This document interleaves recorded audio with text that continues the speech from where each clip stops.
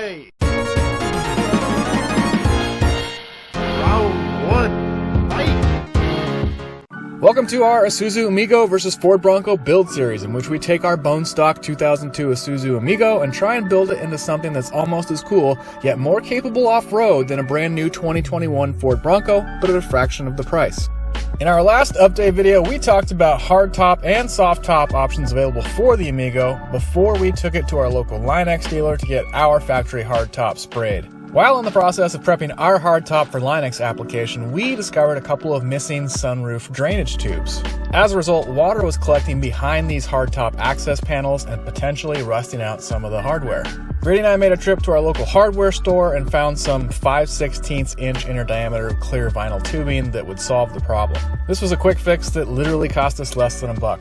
We'll talk more about hardtop maintenance and waterproofing in future videos, but let's get to today's topic, which is suspension. We're pretty serious about building this Amigo into something that is just as capable off-road. I have a bad feeling about this. I don't sense anything. And certainly more capable than the Bronco base model, and we've got a pretty good feeling about it based on the numbers. If you think about it, just about everything that makes a 4x4 vehicle good off-road can be quantified.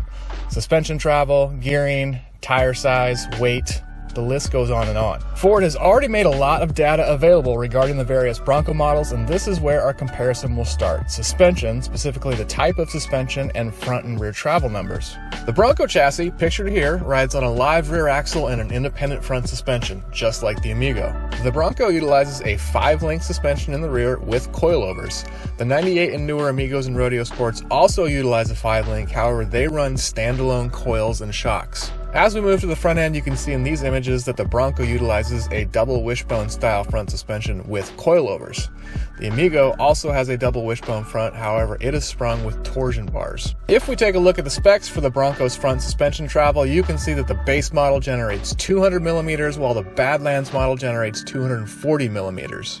That equates to between 7.9 and 9.4 inches of front suspension travel, depending on the model you buy. I looked around online but could not find any factory published front suspension travel numbers for the 98 and newer Amigos, Rodeo Sports, or Rodeos. However, we can get a rough idea of front suspension travel by putting the Amigo on jack stands and cycling the front suspension as much as possible.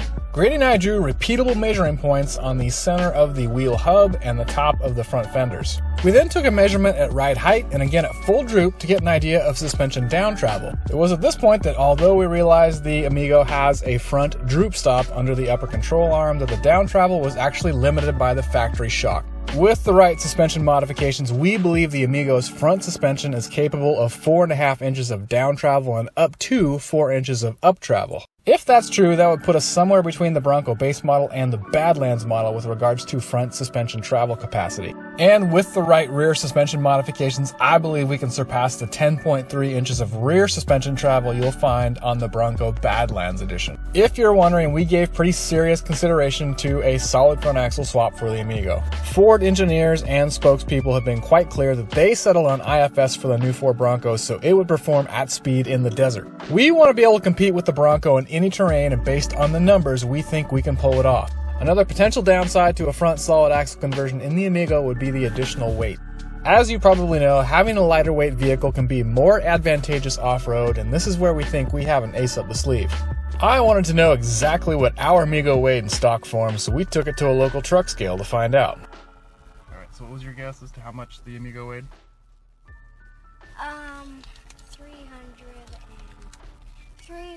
355 pounds. 355 pounds? Yeah. Actual weight, 3,860. 3,860 pounds. Well, I was close with the 3 thing. According to the Ford website, a base 2-door Bronco with a 2.3-liter EcoBoost and an automatic transmission starts at 4,339 pounds and only goes up from there depending on your model and option packages. As compared to a stock 2-door base model, our Amigo is 479 pounds lighter than the Bronco right out of the gate. Awesome. Yes! When all is said and done, our modified Amigo with larger wheels and tires, additional suspension components, and armor could still be lighter than a brand new two-door Bronco right off the showroom floor. That's a pretty big deal in our book, and we plan to take our Amigo right back to the same scale when we're all said and done, just to verify what the final weight is. We've still got a long road ahead of us, but now that we've decided to keep the IFS, we can start planning out the specific suspension modifications and parts that we're going to need to keep pace with the Bronco. If you want to stay up to date on this build, make sure you hit that subscribe button. And as always, thanks for tuning in to Trash Panda Garage. All right, you want to see something I got for the Amigo? Mm-hmm.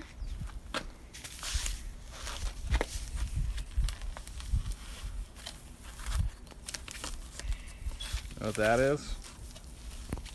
It's a bumper stop. Yeah, it's a hydraulic bump stop. So the Ford Bronco does not have those, but the Amigo will.